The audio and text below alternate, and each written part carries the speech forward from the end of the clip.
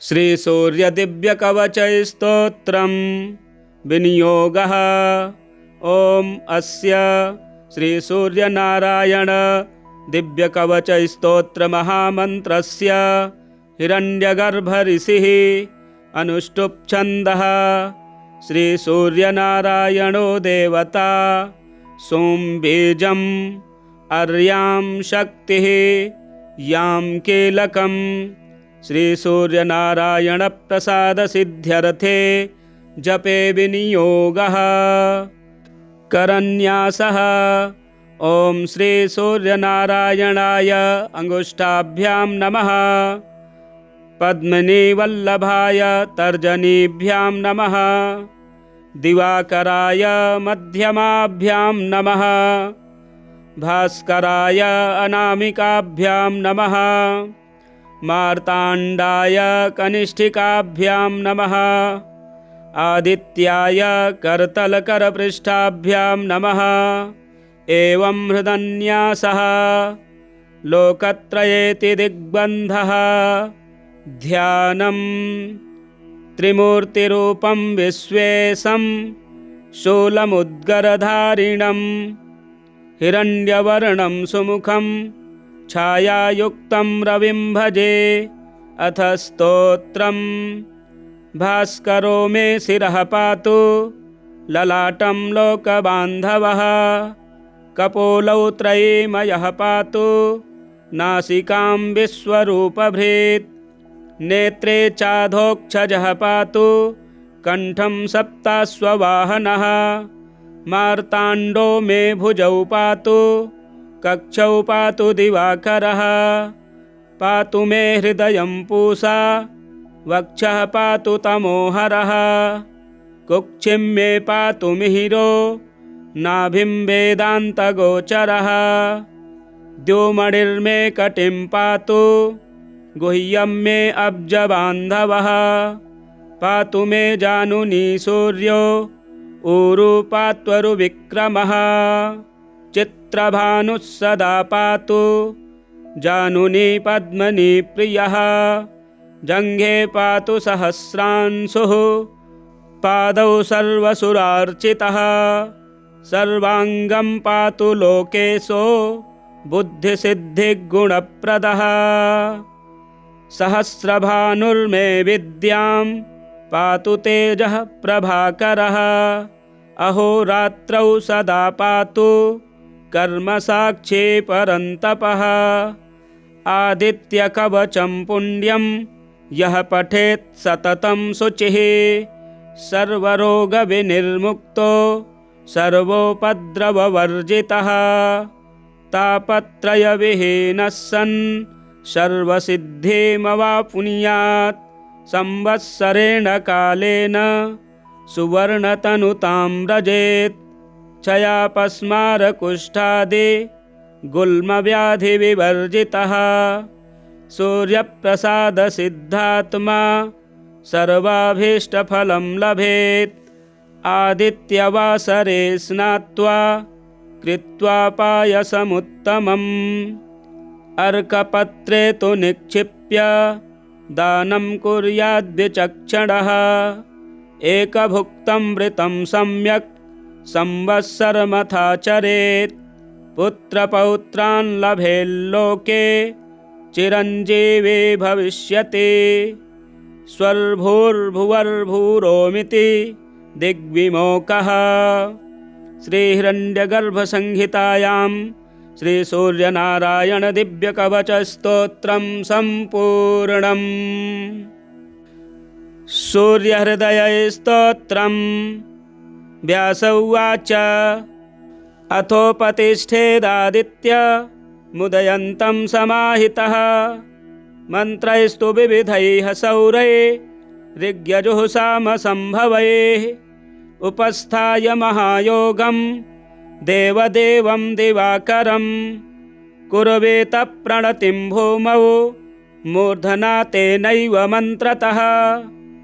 ॐ खन्द्योताय च शान्ताय कारणत्रयहेतवे निवेदयामि चात्मानं नमस्ते ज्ञानरूपिणे नमस्ते घृणिने तुभ्यं सूर्याय ब्रह्मरूपिणे त्वमेव ब्रह्म परममापो ज्योतिरसोऽमृतं भूर्भुवः स्वस्त्वमोङ्कारः सर्वरुद्रः सनातनः पुरुषः सन्महोऽन्तस्थं प्रणमामि कपर्दिनं त्वमेव विश्वं बहुधा जातयज्जायते च यत् नमो रुद्राय सूर्याय त्वामहं शरणं गतः प्रचेतसे नमस्तुभ्यं नमो मेढुष्टमायते नमो नमस्ते रुद्राय त्वामहं शरणं गतः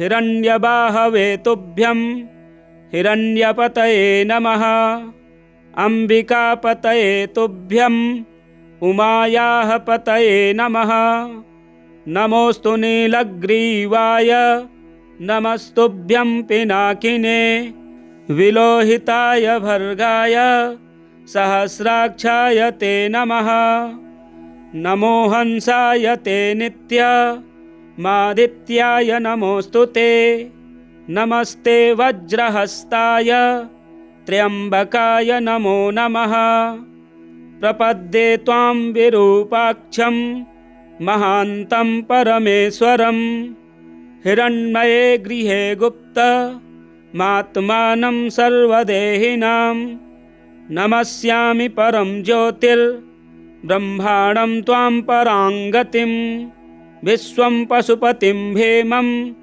नरनारेशरेरिणं नमः सूर्याय रुद्राय भास्वते परमेष्ठिने उग्राय सर्वभक्षाय त्वां प्रपद्ये सदैव हे एतद्वै सूर्यहृदयं जप्त्वास्तवमनुत्तमं प्रातःकालेऽथ मध्याह्ने नमस्कुर्याद्दिवाकरम् इदं पुत्राय शिष्याय धार्मिकाय द्विजातये प्रदेयं सूर्यहृदयं ब्रह्मणा तु प्रदर्शितं सर्वपापप्रशमनं वेदसारसमुद्भवं ब्राह्मणानां हितं पुण्यमृषिसङ्घैर्निसेवितम् अथागम्य गृहं विप्रः समाचम्य यथाविधे प्रज्वाल्य विह्निं विधिवत् जुह्याज्जातवेदसं ऋत्विकपुत्रोऽथ पुत्री वा शिष्यो वापि सहोदरः प्राप्यानुज्ञां विशेषेण जुहुयुर्वा यथाविधि पवित्रपाणिः पूतात्मा शुक्लाम्बरधरः शुचिः अनन्यमानसो वह्निं जुहुयात् संयतेन्द्रियः। कूर्मपुराणे उत्तरभागे व्यासप्रोक्तं सूर्यहृदयस्तोत्रं सम्पूर्णम्। सूर्यमण्डलस्तोत्रं नमः सवित्रे जगदेकचक्षुषे जगत्प्रसूते स्थितिनाशहेतवे त्रयीमयाय त्रिगुणात्मधारिणे विरञ्चि नारायणशङ्करात्मन् नमोऽस्तु सूर्याय सहस्ररश्मये सहस्रशाखान्वितसम्भवात्मने सहस्रयोगोद्भवभावभागिने सहस्रसङ्ख्यायुगधारिणे नमः। यन्मण्डलं दीप्तिकरं विशालं रत्नप्रभं तीव्रमनादिरूपं दारिद्र्यदुःखक्षयकारणं च पुनातु मां तत्सवितुर्वरेण्यं यन्मण्डलं देवगणैः सुपूजितं विप्रैः स्तुतं भावनमुक्तिकोविदं तं देवदेवं प्रणमामि सूर्यं पुनातु मां तत्सवितुर्वरेण्यं यन्मण्डलं ज्ञानघनं त्वगम्यं त्रैलोक्यपूज्यं त्रिगुणात्मरूपं समस्ततेजोमयदिव्यरूपं पुनातु मां तत्सवितुर्वरेण्यं यन्मण्डलं गूढमतिप्रबोधं धर्मस्य वृद्धिं कुरुते जनानां यत्सर्वपापक्षयकारणं च पुनातु मां तत्सवितुर्वरेण्यं यन्मण्डलं व्याधिविनाशदक्षं यदृग्यजुःसामसु सम्प्रगीतं प्रकाशितं येन च भूर्भुवः स्वः पुनातु मां तत्सवितुर्वरेण्यं यन्मण्डलं वेदविदो वदन्ति गायन्ति यच्चारणसिद्धसङ्घाः यद्योगिनो योगजुषां च सङ्घाः पुनातु मां तत्सवितुर्वरेण्यं यन्मण्डलं सर्वजनैश्च पूजितं ज्योतिश्च कुर्यादिहमर्त्यलोके यत्कालकालाद्यमनादिरूपं पुनातु मां तत्सवितुर्वरेण्यं यन्मण्डलं विष्णुचातुर्मुखाख्यं यदक्षरं पापहरं जनानां यत्कालकल्पक्षयकारणं च पुनातु मां तत्सवितुर्वरेण्यं यन्मण्डलं विश्वसृजं प्रसिद्धमुत्पत्तिरक्षाप्रलयप्रगल्भं यस्मिन् जगत्संहरतेऽखिलं च पुनातु मां तत्सवितुर्वरेण्यं यन्मण्डलं सर्वगतस्य विष्णो रात्मा परं धाम विशुद्धतत्त्वं सूक्ष्मान्तरैर्योगपथानुगम्यं पुनातु मां तत्सवितुर्वरेण्यं यन्मण्डलं वेदविदो वदन्ति गायन्ति यच्चारणसिद्धसङ्घाः यन्मण्डलं वेदविदः स्मरन्ति पुनातु मां तत्सवितुर्वरेण्यं यन्मण्डलं वेदविदोपगीतं यद्योगिनां योगपथानुगम्यं तत्सर्ववेद्यं प्रणमामि सूर्यं पुनातु मां तत्सवितुर्वरेण्यं सूर्यमण्डलसुस्तोत्रं यः पठेत् सततं नरः सर्वपापविशुद्धात्मा सूर्यलोके महीयते सर्वपापविशुद्धात्मा सूर्यलोके महीयते। श्रीभविष्योत्तरपुराणे श्रीकृष्णार्जुनसंवादे सूर्यमंडलस्तोत्रम संपूर्णम्। इसी प्रकार के वीडियो देखने के लिए हमारे चैनल को ज़्यादा से ज़्यादा सब्सक्राइब करें, वीडियो शेयर करें, लाइक करें। इसी प्रकार मिलते हैं अगले वीडियो में। हर हर महादेव। श्री सूर्य दिव्य कवच स्तोत्रम विनियोगः। ओम अस्य श्री सूर्य नारायण दिव्य कवच स्तोत्र महामंत्रस्य हिरण्यगर्भ ऋषिः अनुष्टुप् छन्दः। श्री सूर्य नारायणो देवता सोम बीजम् अर्यां शक्तिः यां कीलकम्। श्री सूर्य नारायण प्रसाद सिद्ध्यर्थे जपे विनियोगः। करन्यासः। ओम श्री सूर्य नारायणाय अंगुष्ठाभ्यां नमः। पद्मिनी वल्लभाय तर्जनीभ्यां नमः। दिवाकराय मध्यमाभ्यां नमः। भास्कराय अनामिकाभ्यां नमः। मार्ताण्डाय कनिष्ठिकाभ्यां नमः। आदित्याय करतलकरपृष्ठाभ्यां नमः। एवं हृदन्यासः लोकत्रयेति दिग्बन्धः। ध्यानं त्रिमूर्तिरूपं विश्वेशं शूलमुद्गरधारिणं हिरण्यवर्णं सुमुखं छायायुक्तं रविं भजे। अथ स्तोत्रम्। भास्करो मे शिरः पातु ललाटं लोकबान्धवः। कपोलौ त्रयीमयः पातु नासिकां विश्वरूपभृत्। नेत्रे चाधोक्षजः पातु कंठं सप्ताश्ववाहनः। मार्ताण्डो मे भुजौ पातु कक्षौ पातु दिवाकरः। पातु मे हृदयं पूषा वक्षः पातु तमोहरः।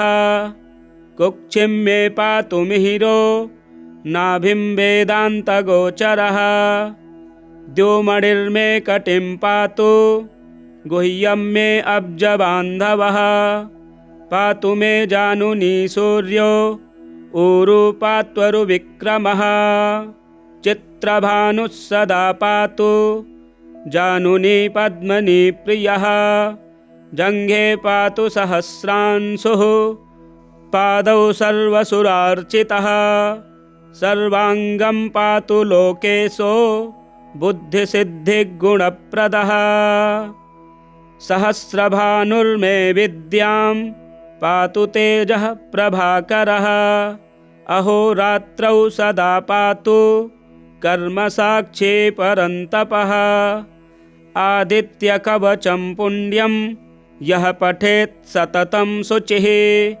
सर्वरोगविनिर्मुक्तो सर्वोपद्रववर्जितः तापत्रयविहीनः सन् सर्वसिद्धिमवाप्नुयात् संवत्सरेण कालेन सुवर्णतनुतां व्रजेत् क्षयापस्मारकुष्ठादि गुल्मव्याधिविवर्जितः सूर्यप्रसादसिद्धात्मा सर्वाभीष्टफलं लभेत् आदित्यवासरे स्नात्वा कृत्वा पायसमुत्तमम् अर्कपत्रे तु निक्षिप्य दानं कुर्याद्विचक्षणः एकभुक्तं वृतं सम्यक् संवत्सरमथाचरेत् पुत्रपौत्रान् लभेल्लोके चिरञ्जीवी भविष्यति स्वर्भूर्भुवर्भूरोमिति दिग्विमोकः। श्रीहिरण्यगर्भसंहितायां श्रीसूर्यनारायणदिव्यकवचस्तोत्रं सम्पूर्णम्।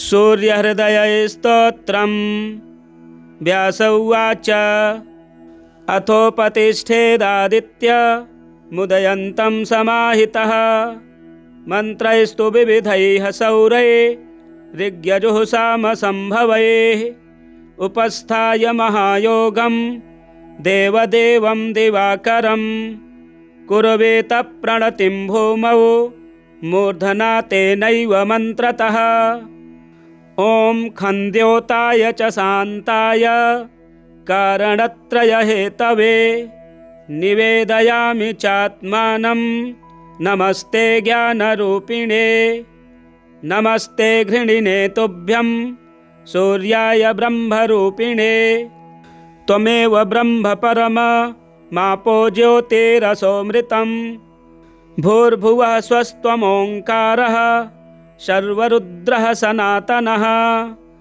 पुरुषः सन्महोऽन्तस्थं प्रणमामि कपर्दिनं त्वमेव विश्वं बहुधा जातयज्जायते च यत् नमो रुद्राय सूर्याय त्वामहं शरणं गतः प्रचेतसे नमस्तुभ्यं नमो मेढुष्टमायते नमो नमस्ते रुद्राय त्वामहं शरणं गतः हिरण्यबाहवे तुभ्यं हिरण्यपतये नमः अम्बिकापतये तुभ्यं उमायाः पतये नमः नमोऽस्तु नीलग्रीवाय नमस्तुभ्यं पिनाकिने विलोहिताय भर्गाय सहस्राक्षाय ते नमः नमो हंसाय ते नित्य मादित्याय नमोऽस्तु ते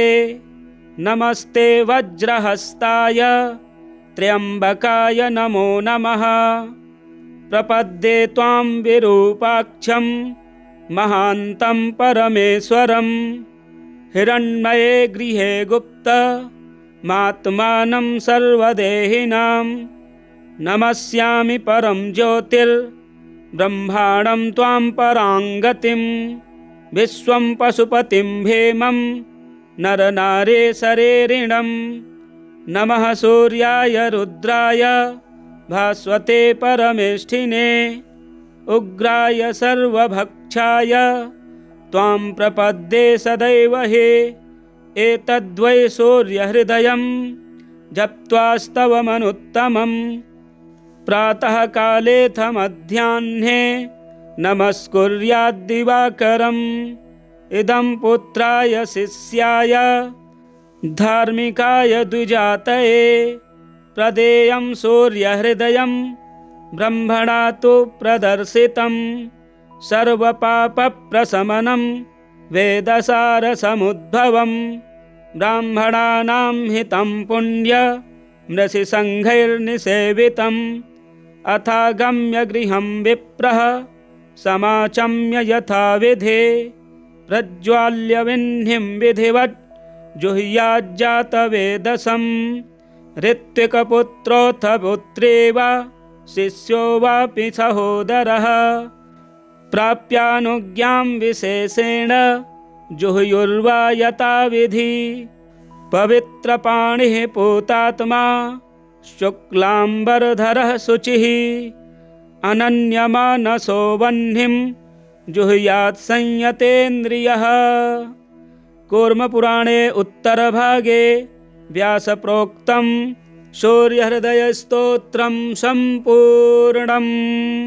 सूर्यमण्डलस्तोत्रं नमः सवित्रे जगदेकचक्षुषे जगत्प्रसूते स्थितिनाशहेतवे त्रयीमयाय त्रिगुणात्मधारिणे विरञ्चि नारायणशङ्करात्मन् नमोऽस्तु सूर्याय सहस्ररश्मये सहस्रशाखान्वितसम्भवात्मने सहस्रयोगोद्भवभावभागिने सहस्रसङ्ख्यायुगधारिणे नमः।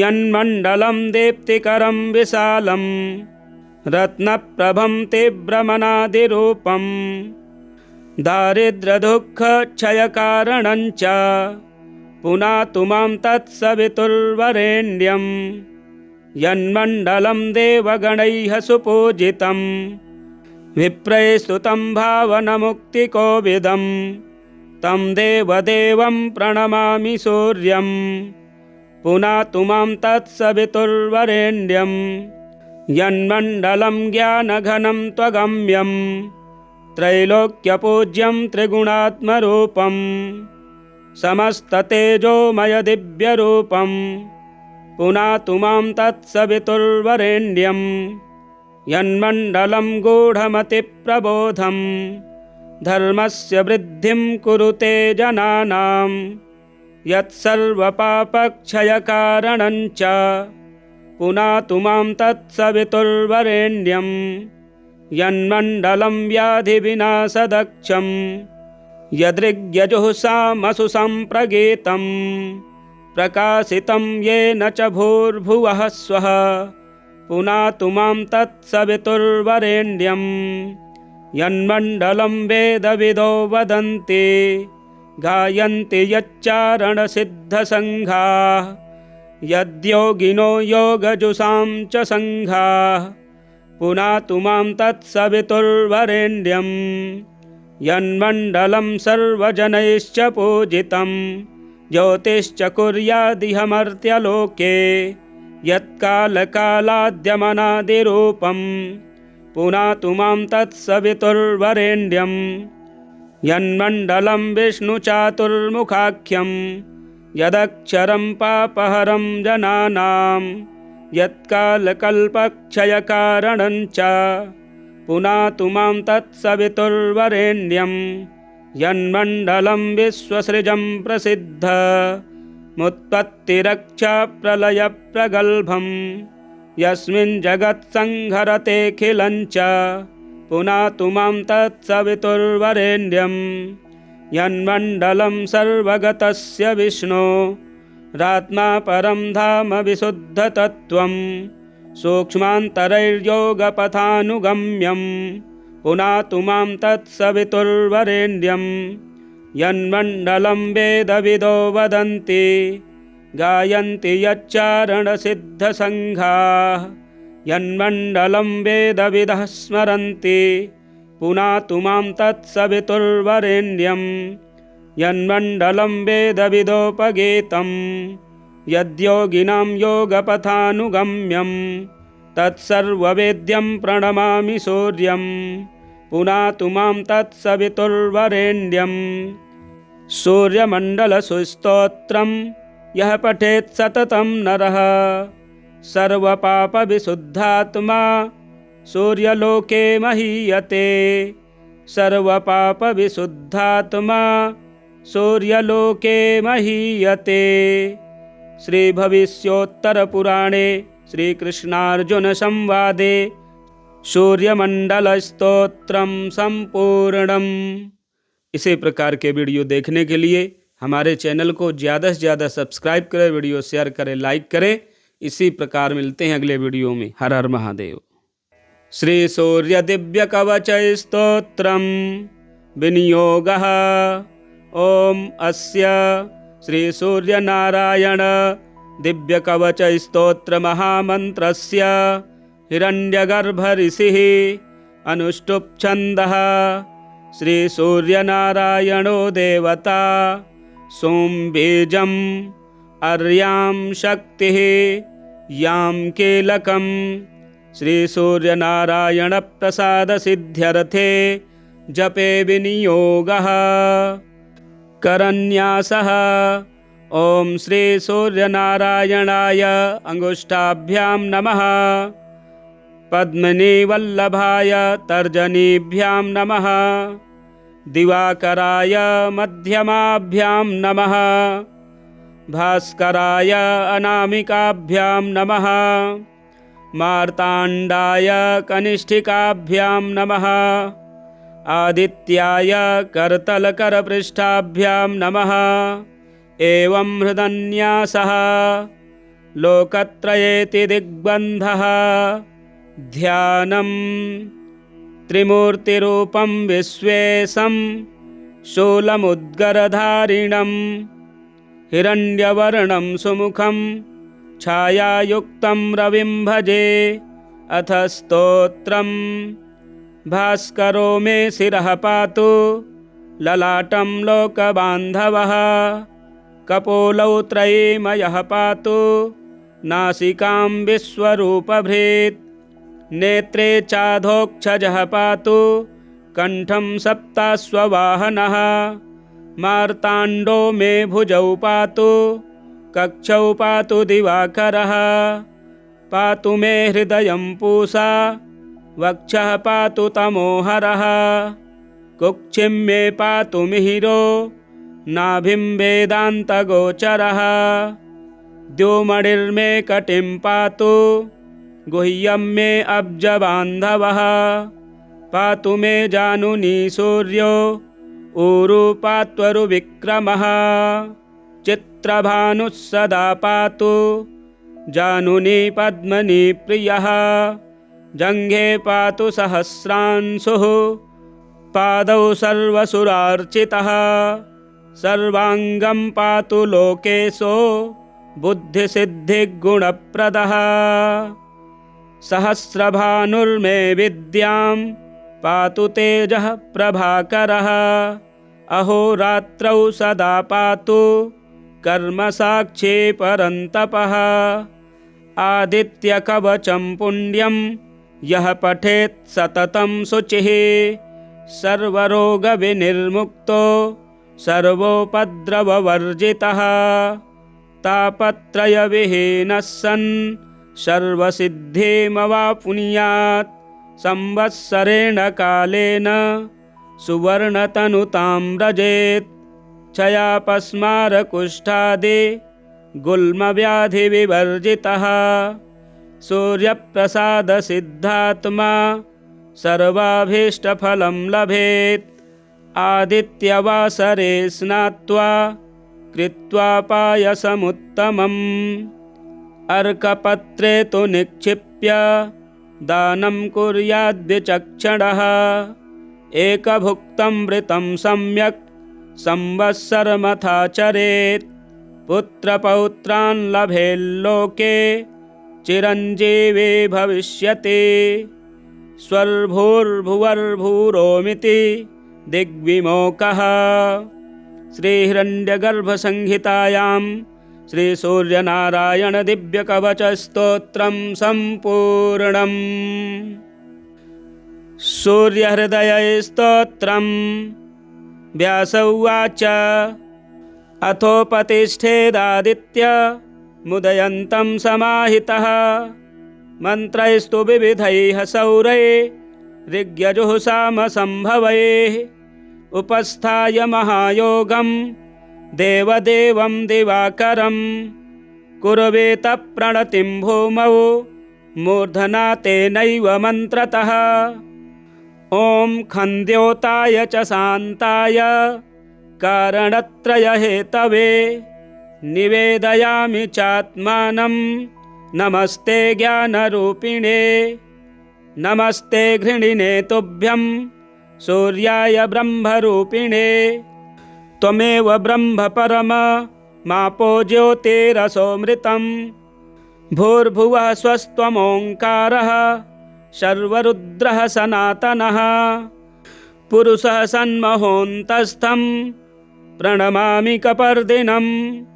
त्वमेव विश्वं बहुधा जातयज्जायते च यत् नमो रुद्राय सूर्याय त्वामहं शरणं गतः। प्रचेतसे नमस्तुभ्यं नमो मेढुष्टमायते। नमो नमस्ते रुद्राय त्वामहं शरणं गतः। हिरण्यबाहवे तुभ्यं हिरण्यपतये नमः। अम्बिकापतये तुभ्यं उमायाः पतये नमः। नमोऽस्तु नीलग्रीवाय नमस्तुभ्यं पिनाकिने विलोहिताय भर्गाय सहस्राक्षाय ते नमः। नमो हंसाय ते नित्य मादित्याय नमोऽस्तु ते। नमस्ते वज्रहस्ताय त्र्यम्बकाय नमो नमः। प्रपद्ये त्वां विरूपाक्षं महान्तं परमेश्वरं हिरण्मये गृहे गुप्तमात्मानं सर्वदेहिनां। नमस्यामि परं ज्योतिर्ब्रह्माणं त्वां पराङ्गतिं विश्वं पशुपतिं भेमं नरनारेशरेरिणं। नमः सूर्याय रुद्राय भास्वते परमेष्ठिने उग्राय सर्वभक्षाय त्वां प्रपद्ये सदैव हि। एतद्वै सूर्यहृदयं जप्त्वास्तवमनुत्तमं प्रातःकालेऽथ मध्याह्ने नमस्कुर्याद्दिवाकरम्। इदं पुत्राय शिष्याय धार्मिकाय द्विजातये प्रदेयं सूर्यहृदयं ब्रह्मणा तु प्रदर्शितं।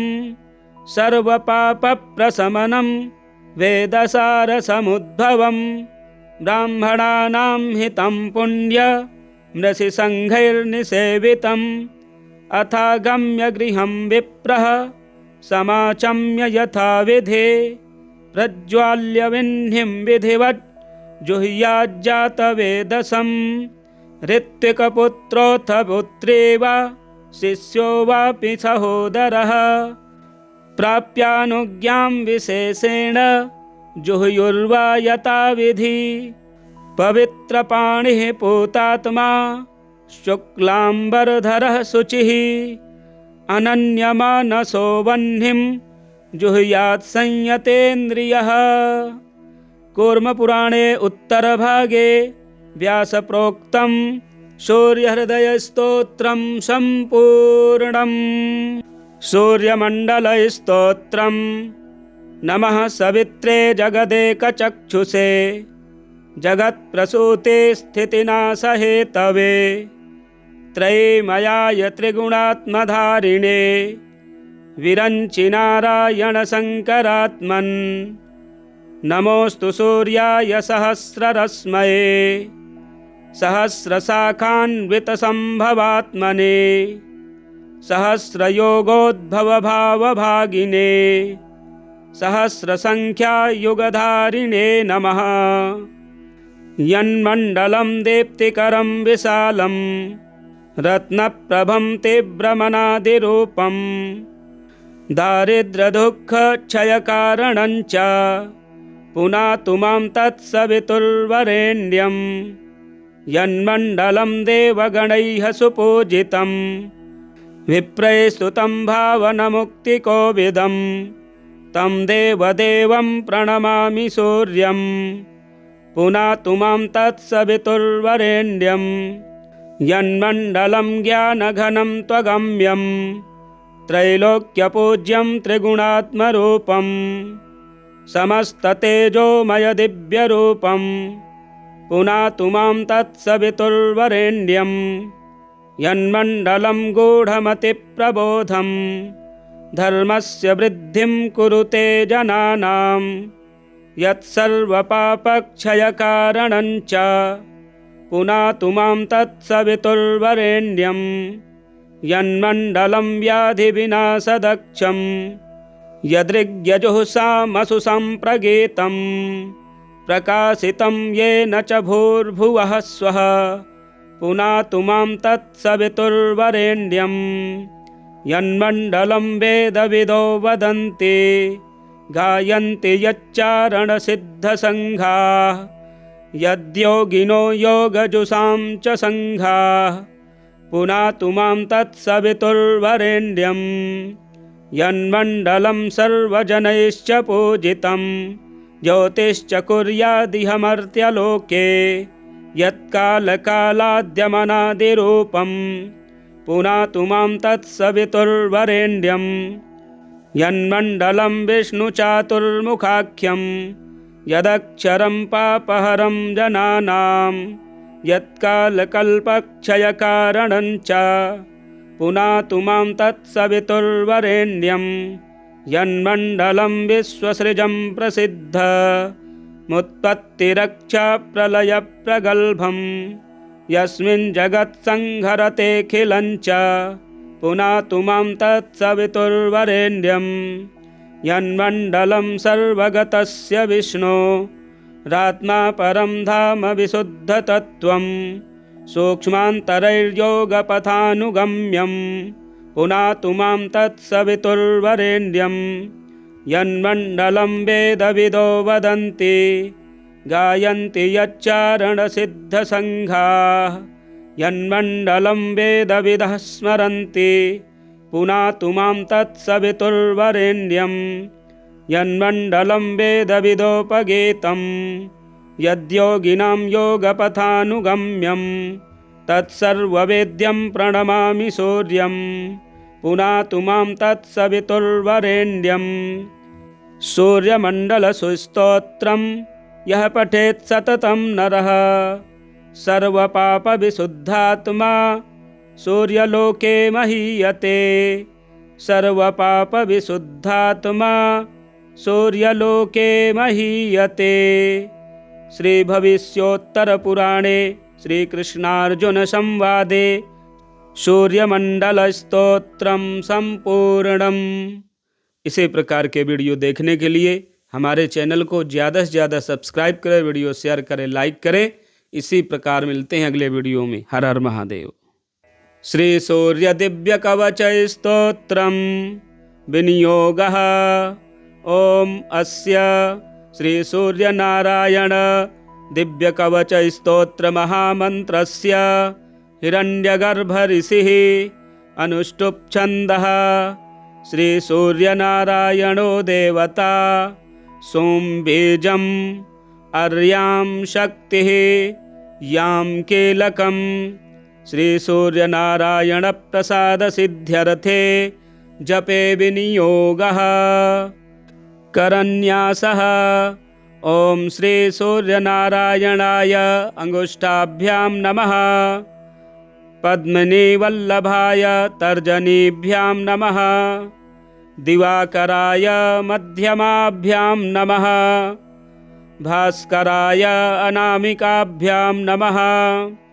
मार्ताण्डाय कनिष्ठिकाभ्यां नमः।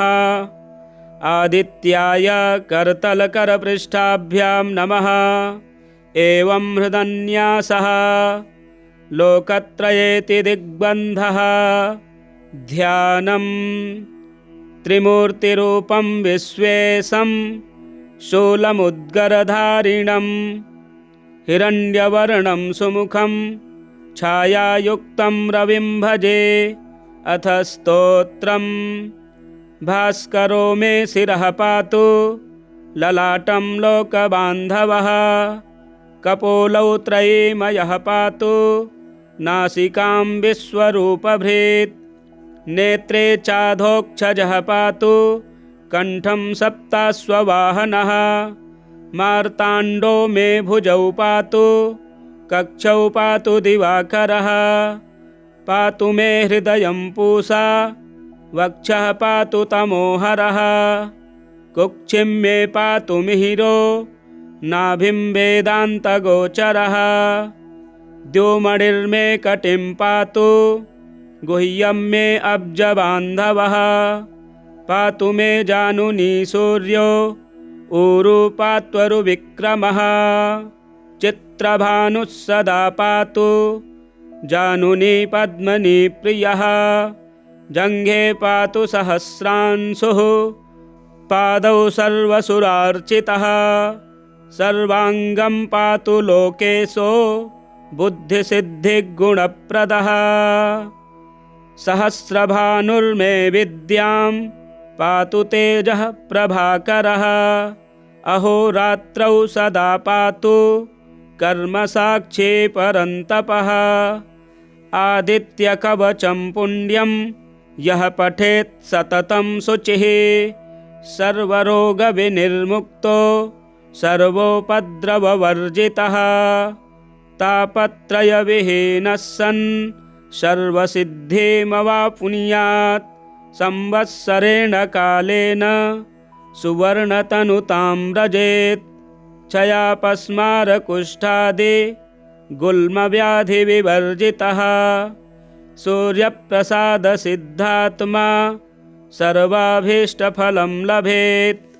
आदित्यवासरे स्नात्वा कृत्वा पायसमुत्तमम्, अर्कपत्रे तु निक्षिप्य दानं कुर्याद्विचक्षणः, एकभुक्तं वृतं सम्यक् संवत्सरमथाचरेत्, पुत्रपौत्रान् लभेल्लोके चिरञ्जीवी भविष्यति, स्वर्भूर्भुवर्भूरोमिति दिग्विमोकः।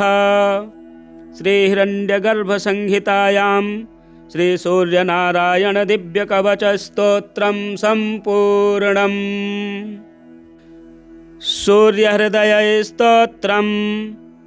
व्यास उवाच अथोपतिष्ठेदादित्य मुदयन्तं समाहितः, मन्त्रैस्तु विविधैः सौरैः ऋग्यजुःसामसंभवैः, उपस्थाय महायोगं देवदेवं दिवाकरं, कुर्वेत प्रणतिं भूमौ मूर्धना तेनैव मन्त्रतः, ॐ खन्द्योताय च शान्ताय कारणत्रयहेतवे निवेदयामि चात्मानं, नमस्ते ज्ञानरूपिणे, नमस्ते घृणिने तुभ्यं सूर्याय ब्रह्मरूपिणे, त्वमेव ब्रह्म परम मापो ज्योतिरसोऽमृतं, भूर्भुवः स्वस्त्वमोङ्कारः सर्वरुद्रः सनातनः, पुरुषः सन्महोऽन्तस्थं प्रणमामि कपर्दिनं, त्वमेव विश्वं बहुधा जातयज्जायते च यत्, नमो रुद्राय सूर्याय त्वामहं शरणं गतः, प्रचेतसे नमस्तुभ्यं नमो मेढुष्टमायते, नमो नमस्ते रुद्राय त्वामहं शरणं गतः, हिरण्यबाहवे तुभ्यं हिरण्यपतये नमः, अम्बिकापतये तुभ्यं उमायाः पतये नमः, नमोऽस्तु नीलग्रीवाय नमस्तुभ्यं पिनाकिने, विलोहिताय भर्गाय सहस्राक्षाय ते नमः, नमो हंसाय ते नित्यमादित्याय नमोऽस्तु ते। नमस्ते वज्रहस्ताय त्र्यम्बकाय नमो नमः। प्रपद्ये त्वां विरूपाक्षं महान्तं परमेश्वरं। हिरण्मये गृहे गुप्तमात्मानं सर्वदेहिनां। नमस्यामि परं ज्योतिर्ब्रह्माणं त्वां परां गतिं। विश्वं पशुपतिं भेमं नरनारेशरेरिणं। नमः सूर्याय रुद्राय भास्वते परमेष्ठिने। उग्राय सर्वभक्षाय त्वां प्रपद्ये सदैव हे। एतद्वै सूर्यहृदयं जप्त्वास्तवमनुत्तमम्। प्रातःकालेऽथ मध्याह्ने नमस्कुर्याद्दिवाकरम्। इदं पुत्राय शिष्याय धार्मिकाय द्विजातये। प्रदेयं सूर्यहृदयं ब्रह्मणा तु प्रदर्शितं। सर्वपापप्रशमनं वेदसारसमुद्भवं। ब्राह्मणानां हितं पुण्यमृषिसङ्घैर्निसेवितम्। अथागम्य गृहं विप्रः समाचम्य यथाविधे। प्रज्वाल्य विह्निं विधिवत् जुह्याज्जातवेदसं। ऋत्विकपुत्रोऽथ पुत्री वा शिष्यो वापि सहोदरः। प्राप्यानुज्ञां विशेषेण जुहुयुर्वा यथाविधि। पवित्रपाणिः पूतात्मा शुक्लाम्बरधरः शुचिः। अनन्यमानसो वह्निं जुहुयात् संयतेन्द्रियः। कूर्मपुराणे उत्तरभागे व्यासप्रोक्तं सूर्यहृदयस्तोत्रं सम्पूर्णम्। सूर्यमण्डलस्तोत्रम्। नमः सवित्रे जगदेकचक्षुषे जगत्प्रसूते स्थितिनाशहेतवे। त्रयीमयाय त्रिगुणात्मधारिणे विरञ्चि नारायणशङ्करात्मन्। नमोऽस्तु सूर्याय सहस्ररश्मये सहस्रशाखान्वितसम्भवात्मने। सहस्रयोगोद्भवभावभागिने सहस्रसङ्ख्यायुगधारिणे नमः। यन्मण्डलं दीप्तिकरं विशालं रत्नप्रभं तीव्रमनादिरूपं। दारिद्र्यदुःखक्षयकारणं च पुनातु मां तत्सवितुर्वरेण्यं। यन्मण्डलं देवगणैः सुपूजितं विप्रैः स्तुतं भावनमुक्तिकोविदं। तं देवदेवं प्रणमामि सूर्यं। पुनातु मां तत्सवितुर्वरेण्यं। यन्मण्डलं ज्ञानघनं त्वगम्यं त्रैलोक्यपूज्यं त्रिगुणात्मरूपं। समस्ततेजोमयदिव्यरूपं। पुनातु मां तत्सवितुर्वरेण्यं। यन्मण्डलं गूढमतिप्रबोधं धर्मस्य वृद्धिं कुरुते जनानां। यत्सर्वपापक्षयकारणं च पुनातु मां तत्सवितुर्वरेण्यं। यन्मण्डलं व्याधिविनाशदक्षं यदृग्यजुःसामसु सम्प्रगीतं। प्रकाशितं येन च भूर्भुवः स्वः पुनातु मां तत्सवितुर्वरेण्यं। यन्मण्डलं वेदविदो वदन्ति गायन्ति यच्चारणसिद्धसङ्घाः। यद्योगिनो योगजुषां च सङ्घाः पुनातु मां तत्सवितुर्वरेण्यं। यन्मण्डलं सर्वजनैश्च पूजितं ज्योतिश्च कुर्यादिहमर्त्यलोके। यत्कालकालाद्यमनादिरूपं पुनातु मां तत्सवितुर्वरेण्यं। यन्मण्डलं विष्णुचातुर्मुखाख्यं यदक्षरं पापहरं जनानां। यत्कालकल्पक्षयकारणं च पुनातु मां तत्सवितुर्वरेण्यं। यन्मण्डलं विश्वसृजं प्रसिद्धमुत्पत्तिरक्षप्रलयप्रगल्भं यस्मिन् जगत्संहरतेऽखिलञ्च पुनातु मां तत्सवितुर्वरेण्यं यन्मण्डलं सर्वगतस्य विष्णो रात्मा परं धाम विशुद्धतत्त्वं सूक्ष्मान्तरैर्योगपथानुगम्यं पुनातु मां तत्सवितुर्वरेण्यं यन्मण्डलं वेदविदो वदन्ति गायन्ति यच्चारणसिद्धसङ्घाः यन्मण्डलं वेदविदः स्मरन्ति पुनातु मां तत्सवितुर्वरेण्यं यन्मण्डलं वेदविदोपगीतं यद्योगिनां योगपथानुगम्यं तत्सर्ववेद्यं प्रणमामि सूर्यं पुनातु मां तत्सवितुर्वरेण्यं सूर्यमण्डलस्तोत्रं यः पठेत् सततं नरः सर्वपापविशुद्धात्मा सूर्यलोके महीयते सर्वपापविशुद्धात्मा सूर्यलोके महीयते। श्रीभविष्योत्तरपुराणे श्रीकृष्णार्जुनसंवादे सूर्यमंडलस्तोत्रम संपूर्णम। इसी प्रकार के वीडियो देखने के लिए हमारे चैनल को ज़्यादा से ज़्यादा सब्सक्राइब करें, वीडियो शेयर करें, लाइक करें। इसी प्रकार मिलते हैं अगले वीडियो में। हर हर महादेव। श्री सूर्य दिव्य कवच स्तोत्रम विनियोगः। ओम अस्य श्री सूर्य नारायण दिव्य कवच स्तोत्र महामंत्रस्य हिरण्यगर्भ ऋषिः अनुष्टुप् छन्दः। श्री सूर्य नारायणो देवता सोम बीजम् अर्यां शक्तिः यां कीलकम्। श्री सूर्य नारायण प्रसाद सिद्ध्यर्थे जपे विनियोगः। करन्यासः। ओम श्री सूर्य नारायणाय अंगुष्ठाभ्यां नमः। पद्मिनी वल्लभाय तर्जनीभ्यां नमः। दिवाकराय मध्यमाभ्यां नमः। भास्कराय अनामिकाभ्यां नमः। मार्ताण्डाय कनिष्ठिकाभ्यां नमः। आदित्याय करतलकरपृष्ठाभ्यां नमः।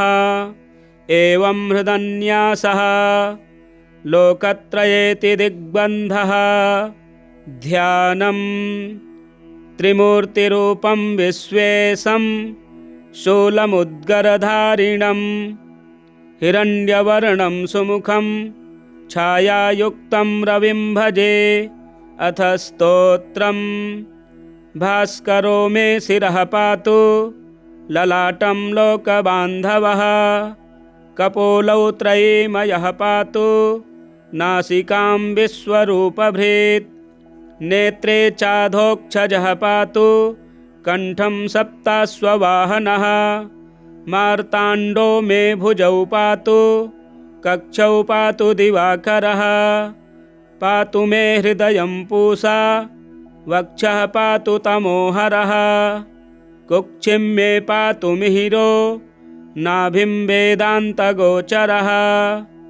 द्युमणिर्मे कटिं पातु गुह्यं मे अब्जबान्धवः। पातु मे जानुनी सूर्यो ऊरु पात्वरुविक्रमः। चित्रभानुः सदा पातु जानुनी पद्मनी प्रियः। जङ्घे पातु सहस्रांशुः पादौ सर्वसुरार्चितः।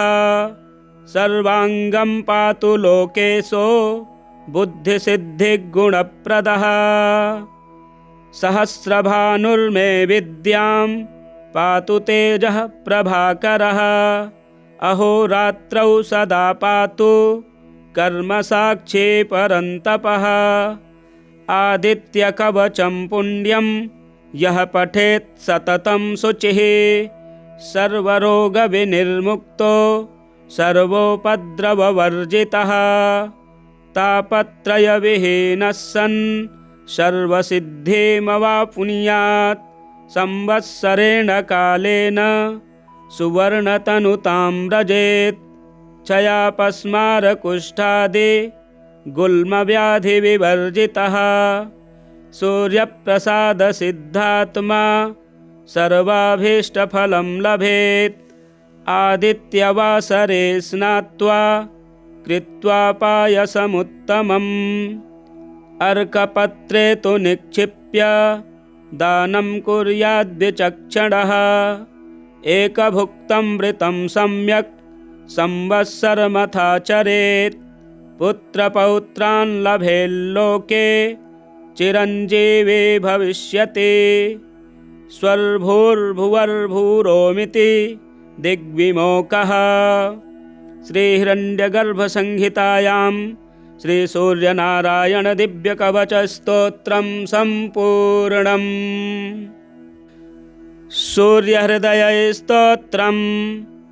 व्यास उवाच अथोपतिष्ठेदादित्य मुदयन्तं समाहितः मन्त्रैस्तु विविधैः सौरैः ऋग्यजुःसामसम्भवैः उपस्थाय महायोगं देवदेवं दिवाकरं कुर्वेत प्रणतिं भूमौ मूर्धना तेनैव मन्त्रतः ॐ खन्द्योताय च शान्ताय कारणत्रयहेतवे निवेदयामि चात्मानं नमस्ते ज्ञानरूपिणे नमस्ते घृणिने तुभ्यं सूर्याय ब्रह्मरूपिणे त्वमेव ब्रह्म परम मापो ज्योतिरसोऽमृतं भूर्भुवः स्वस्त्वमोङ्कारः शर्वरुद्रः सनातनः पुरुषः सन्महोऽन्तस्थं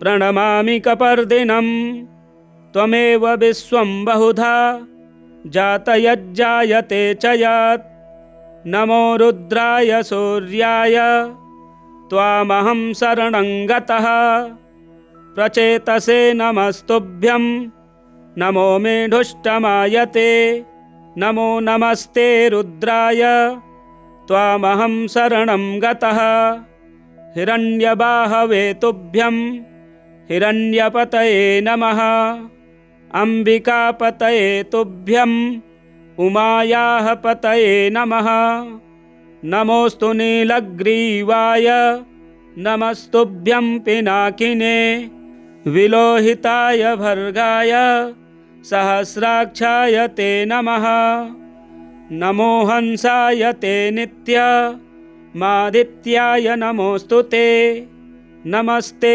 वज्रहस्ताय त्र्यम्बकाय नमो नमः प्रपद्ये त्वां विरूपाक्षं महान्तं परमेश्वरं हिरण्मये गृहे गुप्त मात्मानं सर्वदेहिनां नमस्यामि परं ज्योतिर्ब्रह्माणं त्वां पराङ्गतिं विश्वं पशुपतिं भेमं नरनारेशरेरिणं नमः सूर्याय रुद्राय भास्वते परमेष्ठिने उग्राय सर्वभक्षाय त्वां प्रपद्ये सदैव हि एतद्वै सूर्यहृदयं जप्त्वास्तवमनुत्तमं प्रातःकालेऽथ मध्याह्ने नमस्कुर्याद्दिवाकरम् इदं पुत्राय शिष्याय धार्मिकाय द्विजातये प्रदेयं सूर्यहृदयं ब्रह्मणा तु प्रदर्शितं सर्वपापप्रशमनं वेदसारसमुद्भवं ब्राह्मणानां हितं पुण्य मृषिसङ्घैर्निसेवितम् अथागम्य गृहं विप्रः समाचम्य यथाविधे प्रज्वाल्य विह्निं विधिवत् जुह्याज्जातवेदसं ऋत्विकपुत्रोऽथ पुत्री वा शिष्यो वापि सहोदरः प्राप्यानुज्ञां विशेषेण जुहुयुर्वा यथाविधि पवित्रपाणिः पूतात्मा शुक्लाम्बरधरः शुचिः अनन्यमानसो वह्निं जुहुयात् संयतेन्द्रियः कूर्मपुराणे उत्तरभागे व्यासप्रोक्तं सूर्यहृदयस्तोत्रं सम्पूर्णम्। सूर्यमण्डलस्तोत्रम्। नमः सवित्रे जगदेकचक्षुषे जगत्प्रसूते स्थितिनाशहेतवे त्रयीमयाय त्रिगुणात्मधारिणे विरञ्चि नारायणशङ्करात्मन्। नमोऽस्तु सूर्याय सहस्ररश्मये सहस्रशाखान्वितसम्भवात्मने सहस्रयोगोद्भवभावभागिने सहस्रसङ्ख्यायुगधारिणे नमः। यन्मण्डलं दीप्तिकरं विशालं रत्नप्रभं तीव्रमनादिरूपं दारिद्र्यदुःखक्षयकारणं च पुनातु मां तत्सवितुर्वरेण्यं। यन्मण्डलं देवगणैः सुपूजितं विप्रैः स्तुतं भावनमुक्तिकोविदं तं देवदेवं प्रणमामि सूर्यं पुनातु मां तत्सवितुर्वरेण्यं। यन्मण्डलं ज्ञानघनं त्वगम्यं त्रैलोक्यपूज्यं त्रिगुणात्मरूपं समस्ततेजोमयदिव्यरूपं पुनातु मां तत्सवितुर्वरेण्यं। यन्मण्डलं गूढमतिप्रबोधं धर्मस्य वृद्धिं कुरुते जनानां यत्सर्वपापक्षयकारणं च पुनातु मां तत्सवितुर्वरेण्यं। यन्मण्डलं व्याधिविनाशदक्षं यदृग्यजुःसामसु सम्प्रगीतं प्रकाशितं येन च भूर्भुवः स्वः पुनातु मां तत्सवितुर्वरेण्यं।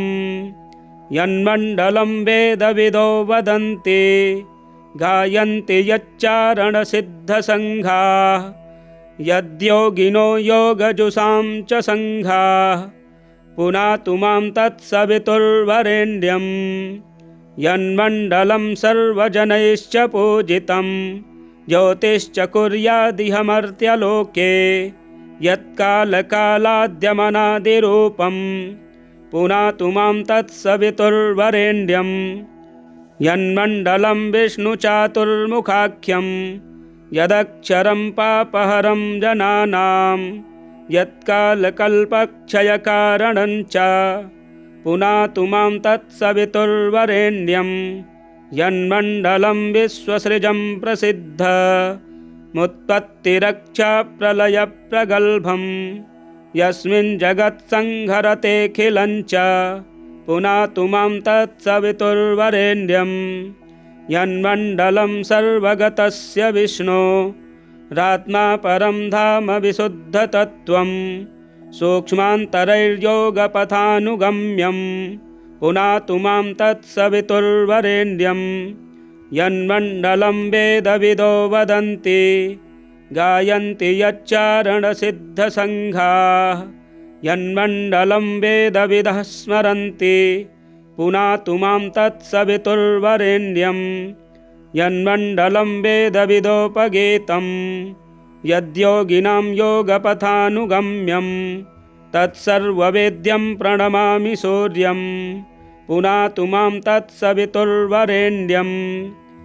सूर्यमण्डलस्तोत्रं यः पठेत् सततं नरः सर्वपापविशुद्धात्मा सूर्यलोके महीयते। सर्वपापविशुद्धात्मा सूर्यलोके महीयते। श्रीभविष्योत्तरपुराणे श्रीकृष्णार्जुनसंवादे सूर्यमण्डलस्तोत्रं सम्पूर्णम्। इसी प्रकार के वीडियो देखने के लिए हमारे चैनल को ज़्यादा से ज़्यादा सब्सक्राइब करें, वीडियो शेयर करें, लाइक करें। इसी प्रकार मिलते हैं अगले वीडियो में। हर हर महादेव।